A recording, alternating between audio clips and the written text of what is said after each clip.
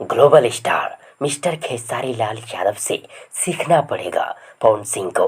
हे hello friends, आप लोगों ने तो देख व सुन ही लिए होंगे खेसारी लाल यादव जी के या खुदा सॉन्ग को।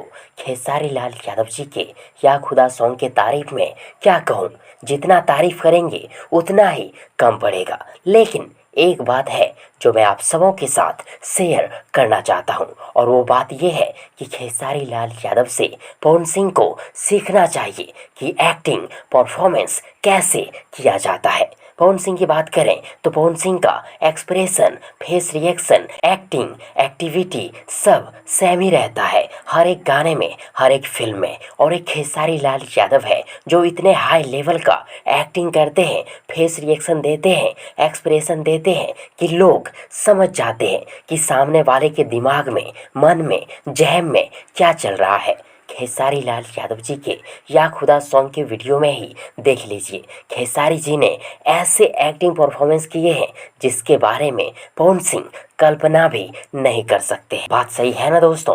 कमेंट बॉक्स में जरूर लिखिएगा। और यदि आप सबों को ये वीडियो पसंद आई हो तो प्लीज़ वीडियो को लाइक करें, वीडियो को अपने दोस्तों के साथ शेयर जरूर करें। और हाँ, चैनल को सब्सक्राइब करना और साथ ही चैनल के बेल आइकन को प्रेस करना ना भूलें। थैंक्स, मिलते हैं एक और नई वीडियो लेकर, तब तक के लिए good wishes for good luck.